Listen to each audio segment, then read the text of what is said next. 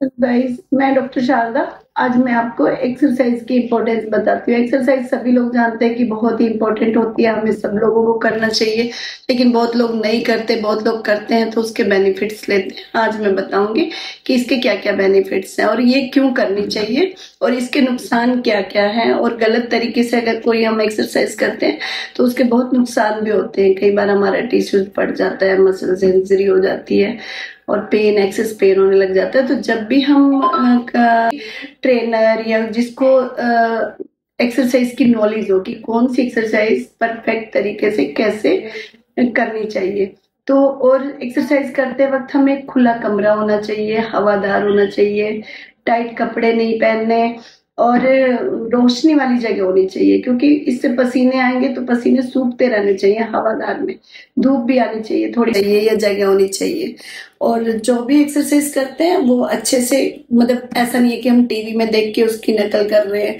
उल्टी सीधी एक्सरसाइज बहुत ही नुकसानदायक होती है। और लेडीज को जो योगासन करने हैं वो करने होते हैं पद्मासन, धनुरासन, महावीरासन, श्वासन, प्राणायाम आदि। ये 5 आसन अगर औरत करती है तो बिल्कुल फिट रहेगी। और अब आगे क्या क्या, जो कितने लोग जिम में जाके एक्सरसाइज करते हैं तो वो अच्छा करते हैं, ट्रेनर के साथ करना चाहिए। जो सही समय होता है वो खाली पेट होता है। खाना खाने पे कभी भी एक्सरसाइज नहीं करनी चाहिए। खाना खाने के 5-6 घंटे तक भूखा अगर रहेंगे उसके बाद एक्सरसाइज करें, सुबह करें या शाम को करें, तो बेनिफिट अच्छा मिलता है। उतनी ही एक्सरसाइज करनी चाहिए जितनी आप कर सकते हो। ऐसा नहीं है कि आपको थकना है, आपको बहुत ज्यादा शरीर थक जाना है और करके एक्सरसाइज आप एकदम से सो रहे हो तो उसका कोई बेनिफिट नहीं मिलेगा। ठीक है। एक्सरसाइज के टाइम आप पानी पी सकते हो, ऐसी चीजें, शरबत पी सकते हो, मौसमी वगैरह खा सकते हो, कोई भी एनर्जी। ज्यादा एक्सरसाइज करने से कई बार स्वस्थ अपनी जो शरीर की धड़कन है वो तेज चलने लग जाती है, असाधारण रूप से बढ़ जाता है, बीपी हाई हो जाता है, दिल का दौरा पड़ जाता है, स्ट्रोक आ जाता है। और इसके अलावा क्षमता से अधिक योग या व्यायाम करने से कठिनाई, शारीरिक थकान, शरीर की मांसपेशियों में थकान आदि की समस्या उत्पन्न हो जाती है। इसलिए जो भी एक्सरसाइज करें ठीक से देख के करें और सही प्रॉपर तरीके किसी के अंडर में करें। आप कितने घंटे से एक्सरसाइज करता है, इसलिए गर्मी में कम एक्सरसाइज करोगे तो चलेगा। सर्दी में हमें ज्यादा एक्सरसाइज करनी चाहिए, क्योंकि सर्दी में हम खाते भी हैं और हमारा शरीर थकता भी नहीं है। अगर हम ज्यादा एक्सरसाइज करते हैं पसीने भी ज्यादा नहीं निकलेंगे। यदि कई महीने या सालों में आपकी एक्सरसाइज छूटी हुई है, अगर कई महीने से एक्सरसाइज छूटी हुई है तो आपको धीरे धीरे से एक्सरसाइज स्टार्ट करनी चाहिए, फिर उतने टाइम तक आना चाहिए। कोई भी एक्सरसाइज या योगासन करने में जल्दबाजी ना करें। इसमें इत्मीनान या धैर्य, मतलब पेशेंस रखना होता है। ऐसा नहीं है कि जल्दी जल्दी करो और भाग लो, ये ऐसी चीजें नहीं है। यदि आप लंबी बीमारी से उठे हैं तो आपको एक्सरसाइज नहीं करनी चाहिए। पहले पूरी तरह से आप स्वस्थ हो जाएं। यदि आपको थायराइड है, उच्च बीपी है, diabetes, high blood pressure, high cholesterol है, हाई अस्थमा है, टीबी की बीमारी है, तो आपको अपने डॉक्टर से पहले पूछना चाहिए कि मैं एक्सरसाइज कर सकता हूँ, कौन सी कर सकता हूँ, तभी आपको करनी चाहिए। यदि आप कुपोषण का शिकार हैं, शरीर में रक्त की कमी है, जब तक ये चीजें सामान्य नहीं हो जाती आपको व्यायाम से बचना चाहिए। क्योंकि एनीमिक लोग अगर एक्सरसाइज करेंगे तो बेहोश हो सकते हैं, गिर सकते हैं, चक्कर आ सकता है उनको। महिला है तो उसे अपनी लेडी डॉक्टर से सलाह करना चाहिए कि उसको, जिसका बीपी हाई है तो लेडी डॉक्टर भी नहीं कहेगी कि भी आप एक्सरसाइज करें। और किसी भी तरीके की एक्सरसाइज करनी है तो डॉक्टर से पूछ के। अन्यथा गर्भपात स्थिति, अगर हाँ बिना डॉक्टर से पूछे करेंगे कोई एक्सरसाइज तो उसमें कई बार एबॉर्शन होने के भी चांसेस होते हैं। नॉर्मल प्रेगनेंसी के लिए अंतिम 3 महीनों में कठिन एक्सरसाइज नहीं करना चाहिए। गर्भावस्था में हल्की फुल्की एक्सरसाइज से काम चल सकता है, यानी जो पोचा वगैरह लगाना, ये बहुत बढ़िया। और डक वॉक है, ये प्रेगनेंसी वालों को करना चाहिए। डिलीवरी के बाद 6 महीने तक पेशेंट को कोई एक्सरसाइज नहीं करना चाहिए।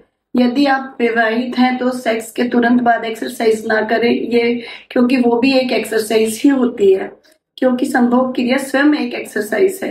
यदि एक्सरसाइज पूर्व पेशाब वगैरह का प्रेशर बन रहा है तो पहले आप को एक्सरसाइज करना हो तो उसके पहले शरीर को उसके लिए तैयार करें, वार्म अप करना होता है। जैसे थोड़ा रनिंग करना है, फिर बॉडी में हीट आती है तो फिर आपको एक्सरसाइज करना चाहिए।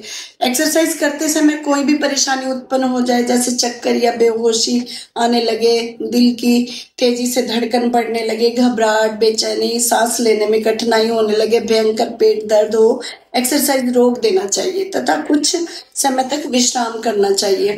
व्यायाम से पहले और बाद में अपने खान पान का भी ध्यान देना चाहिए। आपको खान पान इस प्रकार करना चाहिए कि यदि आप आधे घंटे का व्यायाम करते हैं तो तरल स्नैक्स लेना चाहिए, जैसे 1 कप दूध, फलों का रस आदि ले। व्यायाम के पश्चात मौसमी का फल ले या मौसमी का जूस भी ले सकते हैं। 1 घंटे तक उसे पूर्ण कार्बोहाइड्रेट तथा प्रोटीन युक्त नाश्ता ले। पानी में पर्याप्त मात्रा पी ले, पानी बहुत सारा पीना चाहिए। और बीमारी के लिए कसरत या व्यायाम भिन्न होता है, कुछ में जल्दी होती है, कुछ में धीरापन होता है, कुछ में हल्की कसरत, कुछ में खास। शरीर को स्वस्थ तथा निरोगी बनाते हैं। इससे रक्त में शुगर की मात्रा नियंत्रण रहती है, बीपी नियंत्रण कर देता है, हृदय के रोग की आशंका कम हो जाती है। शरीर के विभिन्न अंगों को एक्सरसाइज का तरीका भी अलग अलग होता है। हाथ, पैर, गर्दन, घुटने, कंधे आदि के लिए सही तरीके से अलग अलग एक्सरसाइज होती है। यदि गलत ढंग से एक्सरसाइज होती है तो उससे फिर लोगों को बहुत सारी परेशानी उठानी पड़ती है। कोशिश करें कि फर्स्ट टाइम जो भी करें वो ट्रेनर से लें और फिजियोथेरेपिस्ट वगैरह जिनको एक्सरसाइज की नॉलेज हो। यदि जरूरी नहीं कि कसरत दूसरों के लिए मुफीद हो, कसरत करने से पहले डॉक्टर की सलाह लें। आजकल जिम जाकर फिट रहने का चलन बढ़ रहा है, तो सही डेवलपमेंट के लिए सुरक्षित होने चाहिए ताकि दुर्घटना की आशंका ना रहे। Thank you. उम्र के अकॉर्डिंग करना चाहिए। बच्चों को दौड़ना ज्यादा अच्छा रहता है exercise. Volleyball, badminton, lawn tennis, table tennis आदि जरूरी होते हैं इस उम्र को ध्यान में रख के। और जब यंग बच्चे होते हैं तो वो तेजी से पैदल चलना, सीढ़ियां चलना, तैराकी, साइकिलिंग, वेट लिफ्टिंग आदि जरूरी चीजें कर सकते हैं। इसी प्रकार long tennis, table tennis, badminton, basketball ये यंगस्टर के लिए। और जो थोड़े ओल्ड एज होते हैं जैसे 50 ईयर्स के एज में, तो उनको पैदल चलना चाहिए, नृत्य करना चाहिए, रेक्टस स्पोर्ट आदि उपयुक्त होते हैं। जबकि वृद्धावस्था में गोल्फ, पैदल चलना, तैराकी आदि ठीक रहता है। अगर आपको बहुत ज्यादा चलने में प्रॉब्लम होती है तो आप बैठ के अपने पैरों को हिलाओ, एक्सरसाइज करो, बैठ के करो। जो बुजुर्ग चल फिर भी नहीं सकते वो उनको अपने आप को एक्टिव रखना, एक्टिव मोड में, मतलब कम से कम 4-5 घंटे हिलाते फिलाते रहें तो उनकी बॉडी के जो ऑर्गन है वो ठीक से वर्क करते रहेंगे और उनको कोई प्रॉब्लम नहीं आएगी। Thank you. अगर इस वीडियो से आपको कोई बेनिफिट लगता है कि मैं कुछ अच्छा बता रही हूँ आप लोगों को, तो आप सब्सक्राइब कीजिए और लाइक कीजिए। Thank you. ताकि और आगे मेरे को भी वीडियो बनाने का और ज्यादा अच्छा, कुछ गलती हो तो सॉरी। Thank you.